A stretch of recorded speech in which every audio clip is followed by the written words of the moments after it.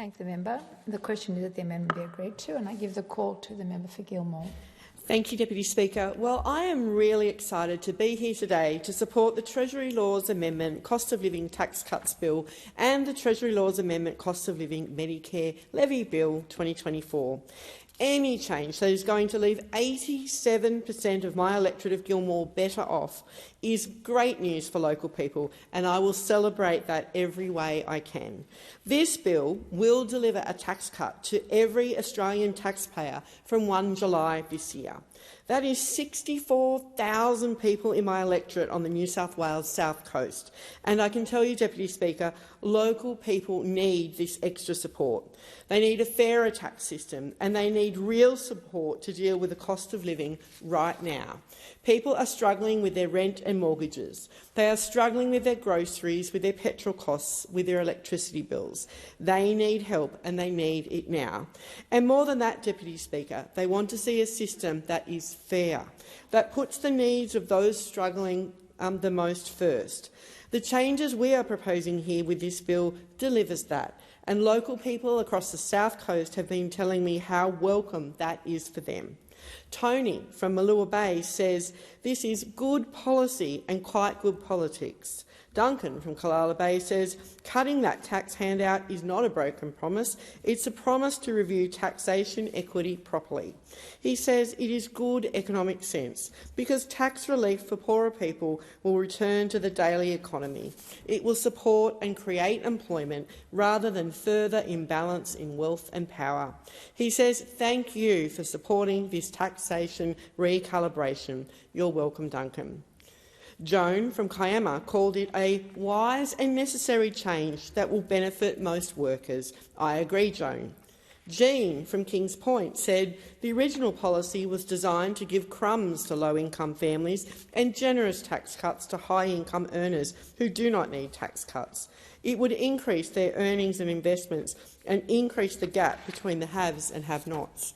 Well, Jean, that's exactly why we are making these changes, to make the system fairer, to help those who need it, and to do so without increasing inflation. I could go on, Deputy Speaker, with the wealth of people across my electorate who have contacted me to praise the government's changes to these tax cuts, but I think we get the picture. As Tony from Malua Bay said, it is good policy, it is sensible policy, it is fair policy, good for local people and good for the economy. So let's take a bit of a closer look at exactly what this bill is going to do. Under these changes, taxpayers earning less than $45,000 will now receive a tax cut, one they would not have gotten under the former Liberal government's plan. These are modest income earners, people working part-time in my electorate, and we have a lot of them. Those earning average wages around $73,000 will now get a tax cut of more than $1,500 a year, around $29 a week, and more than double what they would get under the Coalition's plan. Nurses, hospitality workers, teachers, aged care workers, childcare workers, those transitioning into retirement. These are the people who are better off, and these are the workers keeping our economy on the South Coast going. For a family on an average household income around $130,000, with one partner earning $80,000 and the other $50,000, their combined tax cut will now be over $2,600. That's about $50 a week extra in the family's budget and $1,600 more than what they would have gotten under the old plan of the Liberals. That's why we are making these changes, to support families, to support women, those working in the care economy, in tourism, young people and those on award wages. These are the people that are struggling to get by. They are who we are helping. By focusing on Middle Australia and addressing bracket creep for Middle Australia, we will improve participation of women with taxable income between $20,000 and $75,000. We will see more people working more hours, increasing labour supply. Treasury estimates by around 930,000 hours per week, more than double the labour supply impact of the former Liberal government's plan. Deputy Speaker, I want to dwell on this point for a moment, because on the South Coast, supply of labour is a real problem. We've got cafes that can't keep their door open. We've got farmers who can't harvest their crops because they don't have the workers. The tourism industry in particular is really struggling, providing more incentive for those particularly part-time workers sitting on the cusp of the bracket is completely valuable to these businesses. Providing more incentive for those who are transitioning to retirement, more incentive for women returning to work, more incentive to young people working while they study. It will make a huge difference to those businesses that rely on these workers to keep the doors open, and it will have a real economic impact on the South Coast, supporting our tourism industry and helping our economic recovery. I'm a broken record on this, Deputy Speaker, but there is good reason for it. The South Coast is still recovering from the 2019-2020 bushfires. We are still feeling those impacts economically, socially, emotionally. We are not recovered. We are not recovered from a pandemic that decimated the industries we rely on, namely tourism, but it impacted everyone. We are not recovered from a dozen disaster-declared floods. That's without even mentioning inflation and rising cost of living. That has made recovery from all those disasters so much more difficult. We have been hit over and over again ever since that terrible summer.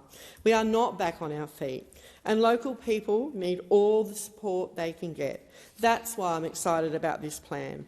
That's why I'm excited to see 87% of local people left better off than they would have been if we had stuck to the Liberals' plan. It will provide better support for our economy and better encouragement for workforce participation. Local people demanded, Deputy Speaker, that we, as the Labor government, look at the current economic conditions, that we consider our new reality, not the reality of 5 years ago when the original plan was put into place. What does our economy need for those conditions we are facing right now? What does our economy need to keep inflation down? What do we need to ease cost of living pressure? No one could have predicted these specific conditions 5 years ago. We hadn't seen the bushfires, we hadn't seen the pandemic, we hadn't seen crippling inflation and rising cost of living. So that's what we did. We listened to the community, we listened to the experts, we looked at the economic conditions, and we decided on the right thing to do, the responsible thing to do. We showed our integrity, we stood up for what the Labor Party stands for, and we put Middle Australia first. Because while our 10-point economic plan is bringing down inflation, we've seen it start to moderate, and that is incredibly welcome news. We are not out of the woods. The plan the Treasurer has carefully calibrated is making a difference, but we are not being complacent because it is so clear there is more that must be done. So, from 1 July this year, we will reduce the 19% tax rate to 16%, reduce the 32.5% tax rate to 30%, increase the threshold above which the 37% tax rate applies from $120,000 to $135,000, and increase the threshold above which the 45% tax rate applies from $180,000 to $190,000.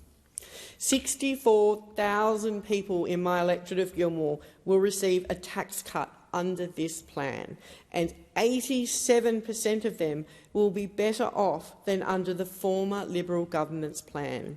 That's what we are delivering here today. That's what local people on the South Coast need. I am proud to be part of the government that is delivering real cost of living relief targeted where it is needed most. I commend the bill to the House.